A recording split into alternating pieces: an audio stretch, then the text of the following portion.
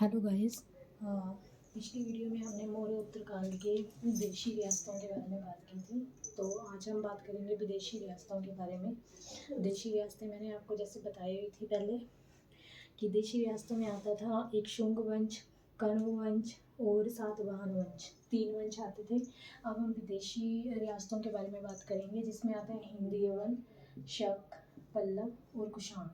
इनमें से जो सबसे ज़्यादा पूछा जाता है वो कुषाण वंश के बारे में पूछा जाता है और हिंदू यवन के बारे में भी पूछा जाता है। बेसिकली शक और पल्लव के बारे में थोड़ा कम पूछा जाता है, लेकिन इनके शासक कौन थे इसके बारे में पूछा जाता है। तो हिंद यवन का आप ऐसे याद रखिए, क्योंकि हिंद यवन इसका हिंद से आपको कुछ याद आ रहा है तो इसका हिंद यवन नाम क्यों पड़ा, क्योंकि ये यवन जो थे ये हिंदुस्तान से थोड़े जो थे लोग थे ये बाहर निकाल दिए गए थे। हिंदुस्तान से जब ये बाहर निकाल दिए गए थे तो ये वापस से हिंदुस्तान में अपना कब्जा करना चाहते थे, इसलिए इन्होंने आक्रमण किया, इसलिए इन्हें हिंद यवन का नाम दिया जाता है। ठीक है। तो हिंद यवन के मेनली जो है 3 शासक रहे हैं। 3 शासक जो है हिंद यवन के, एक तो रहा था डेमेट्रियस, दूसरा यूक्रेटाइड्रस, तीसरा मिनोडर यानी मिलिंद। ठीक है, ये इसी का नाम है, मिलिंद। तो जो डेमेट्रियस प्रथम जो कहा जाता है, इसने 183 ईस्वी में जो है विदेशी आक्रमण मतलब सबसे पहले प्रवेश किया था, भारतीय सीमा में सबसे पहले प्रवेश किया था इन्होंने। और इन्होंने सबसे पहले जो राजधानी अपनी बनाई वो साकल को बनाई। साकल जो है इन्होंने सबसे पहले जो विजय प्राप्त की थी वो पंजाब में की थी। ठीक है, पंजाब में इन्होंने विजय प्राप्त की थी, इसलिए इन्होंने सियालकोट को, ये साकल जो है ये सियालकोट है जिसे अब सियालकोट कहा जाता है। ठीक है, साकल। तो ये सियालकोट को फिर इन्होंने क्या किया, पहले पंजाब को विजय कर लिया, उसके बाद क्या किया, सियालकोट को अपनी राजधानी बना लिया। तो इसके बारे में कुछ ज़्यादा डिफ़िकल्ट नहीं है, बस आपने नाम याद रखना है। हिंद यवन में जो पहले आक्रमणकारी आए थे इस तरह से आपने याद रखना है कि वो आए थे विदेश से आए थे, इसलिए उनका नाम भी यूनिक होगा, विदेशी होगा। तो ऐसे याद रखना, डेमेट्रियस यानी जो सबसे पहले आए थे कुछ डेमो देकर या कुछ ऐसे डेमो दे रहे थे एक तरह का, आके जो है कि आक्रमण करके एक तरह का डेमो दिया पहले उन्होंने कि हम बस अब यहाँ पे आ गए हैं और बहुत सारे राज्यों को अपने अधिकार में ले लेंगे।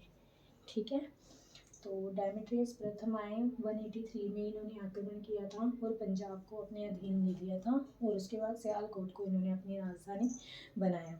इसके बाद आती है बारी डेमेट्रियस प्रथम के बाद जो है वो यूक्रेटाइड्रस ने क्या किया कि भारत के बहुत से यूक्रेटाइड्रस, फिर यूक्रे आए, इन्होंने क्या किया, इन्होंने साकल को नहीं, इन्होंने तक्षशिला को अपनी राजधानी बनाया।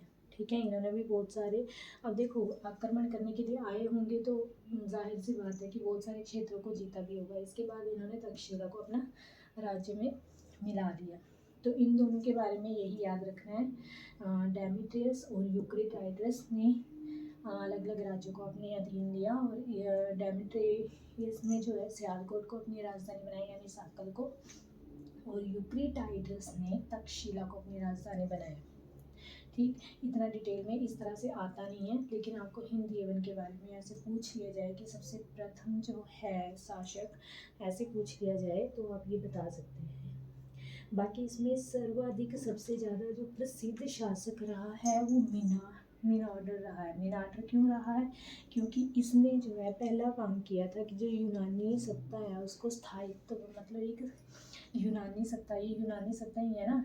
ठीक है, यूनानी सत्ता को जो है एक स्थान दिया था, एक तरह से जो है स्थायित्व बन गया था इनका, इस करके इसको मीन माना जाता है।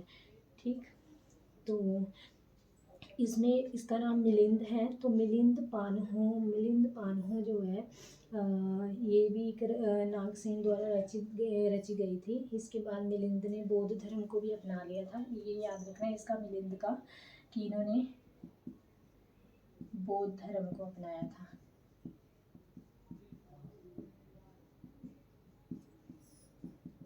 ठीक है, इतना क्लियर है हिंदी यवन के बारे में। डेमेट्रियस जिसने साकल को पंजाब पर अधिकार करके साकल को अपनी राजधानी बनाया। यूक्रिटाइडस ने तक्षशिला को अपनी राजधानी बनाया। इसके बाद जो तीसरा आया जिसको सर्वाधिक प्रसिद्ध माना जाता है क्योंकि इसने अपनी सत्ता जो है स्थापित कर ली थी और बौद्ध धर्म को उसने अपना लिया था। ठीक, बाकी एक इसके अकॉर्डिंग ये भी पूछा जाता है मिलिंद पानहो की रचना जो की है वो नागसेन ने की है।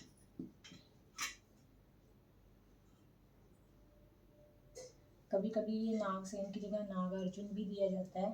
ठीक है, तो ये याद रखना है आपने मिलिंद पानहो।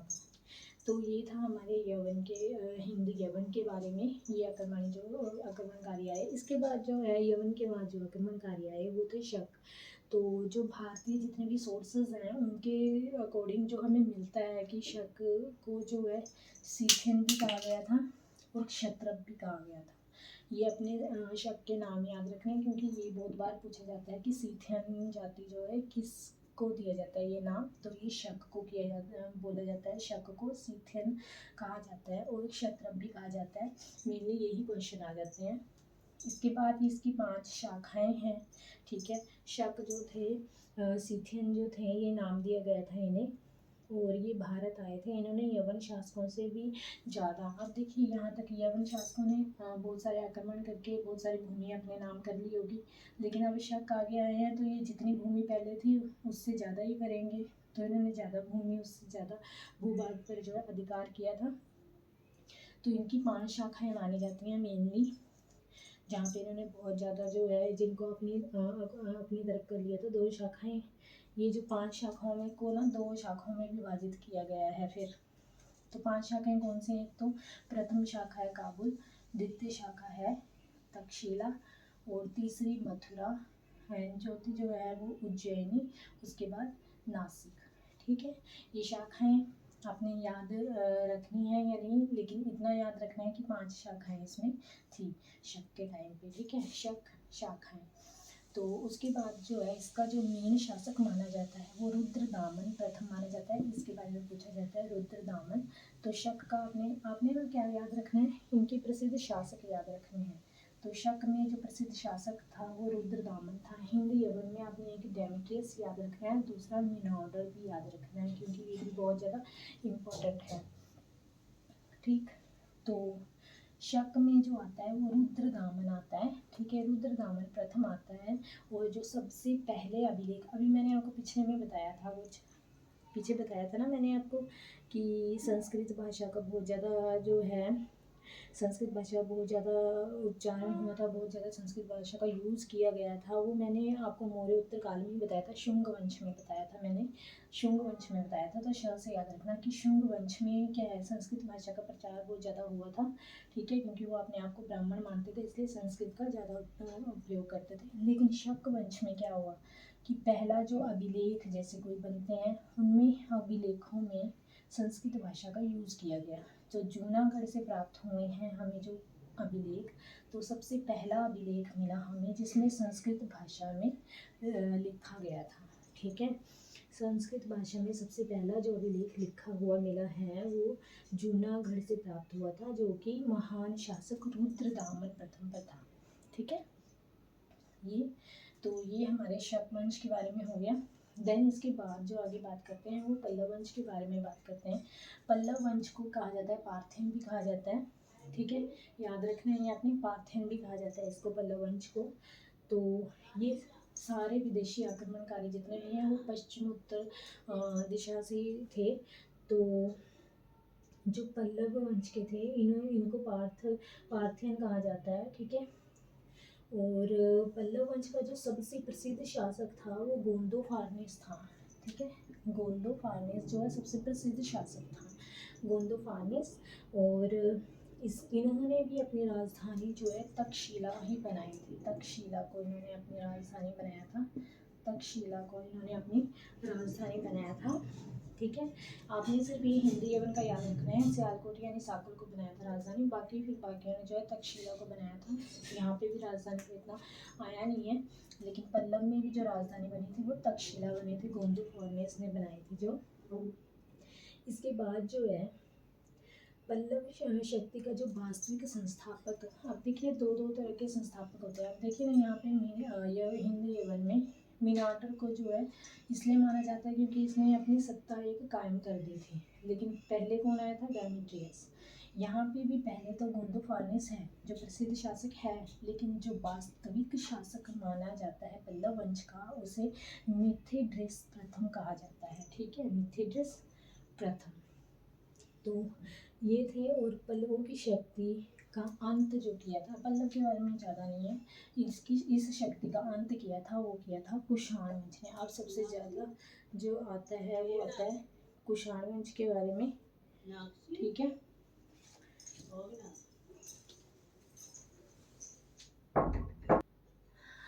तो आई होप आपको यहाँ तक कोई भी परेशानी नहीं होगी समझने में। हिंदी यवन हो गया, शक वंश हो गया जिसे सीथियन और क्षत्रप कहा गया था। ये नाम बहुत याद रखने आपने। शक वंश को जो है सीथियन कहा गया था, ठीक है, क्षत्रप कहा गया था, और पल्लव को पार्थियन कहा जाता था। ये याद रखने इसलिए हैं क्योंकि कई बार जो है ये सीथियन का पूछ लेते हैं कि सीथियन कौन सी जाति थी। ठीक है, इस तरह से याद रखने। अब मेन जो आता है वो आता है कुषाण वंश के बारे में। तो कुषाण वंश को ना यूची जाति के नाम से भी जाना जाता है, यूची जाति भी इन्हें कहा गया था। तो कुषाण वंश का सबसे प्रसिद्ध शासक जो बना, सबसे प्रतापी शासक जो बना, सबको पता होगा अगर सबने हिस्ट्री को बहुत अच्छे से पढ़ा होगा तो कनिष्क का नाम आता है। कुषाण कनिष्क ऐसे याद रख लीजिएगा, कुषाण का कनिष्क के साथ संबंध है। तो ये पूछा गया है कई बार क्वेश्चनों में, एचपी कैट में पूछा गया है कि कनिष्क कौन से वंश के जो है शासक थे। तो कुषाण वंश के शासक थे, और ये बहुत अच्छे से अपने याद रखना है। जो कनिष्क हैं वो कुषाण वंश के सबसे प्रतापी शासक थे, और सबसे पहले जो पक्की ईंटों का प्रयोग हुआ था वो इस काल में हुआ था। ठीक है, तो इसके बाद जो है कुषाण वंश का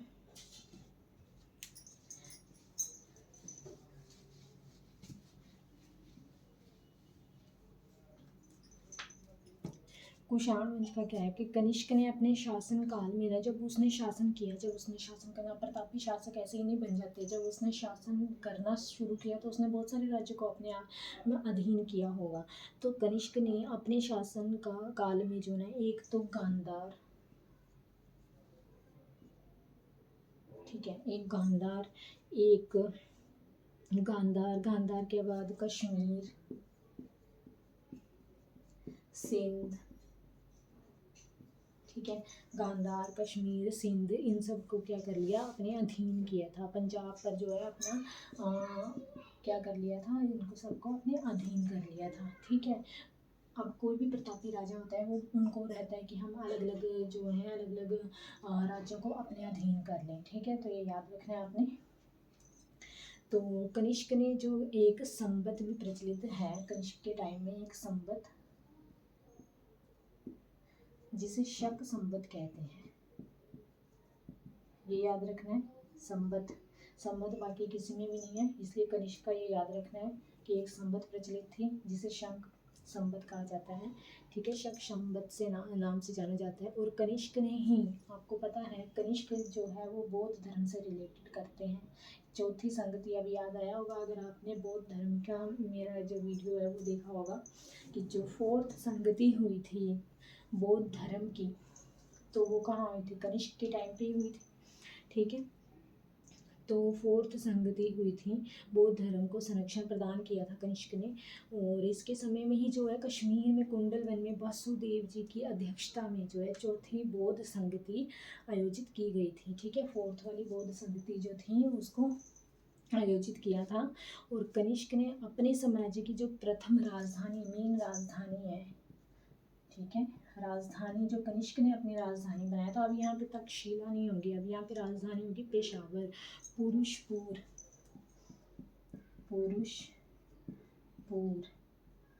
पेशावर, जो पहली राजधानी बनाई थी कनिष्क ने उसको। श से याद आ रहा है ना आपको, श कनिष्क, कुषाण, पुरुषपुर, पेशावर। तो प्रथम राजधानी जो बनाई थी वो पुरुषपुर बनाई थी कनिष्क ने, और जो दूसरी राजधानी बनाई थी वो बनाई थी मथुरा। ठीक है, तो दूसरी जो बनाई थी वो मथुरा बनाई। तो इसके बाद क्या थी, पहले पुरुषपुर थी, फिर पेशावर होगी इसकी राजधानी। ठीक है, राजधानी याद रखनी है। इसने बहुत सारे राज्यों को अपने अधीन किया। संबत था एक, जैसे शक संबत कहा गया था। बाकी आपको पता है कि ये बौद्ध धर्म से रिलेटेड है। फोर्थ वाली जो हुई थी संगति बौद्ध धर्म की, वो हुई थी कनिष्क जी के टाइम में। और इसका जो अंतिम शासक था, इस वंश का जो अंतिम शासक था वो थे वसुदेव। ठीक है, वसुदेव थे इसके जो अंतिम शासक।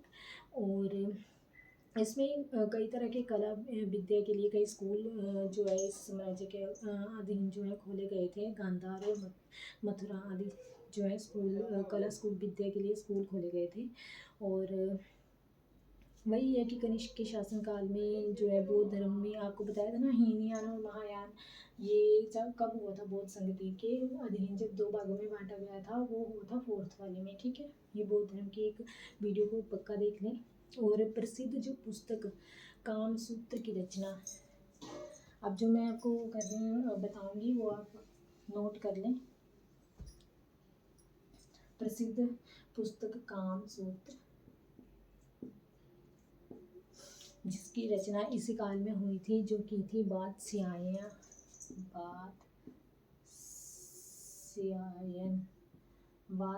ने की थी।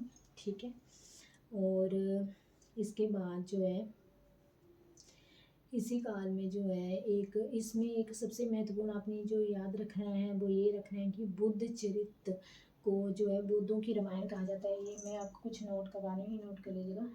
जो बुद्ध चरित्र को रामायण कहा जाता है,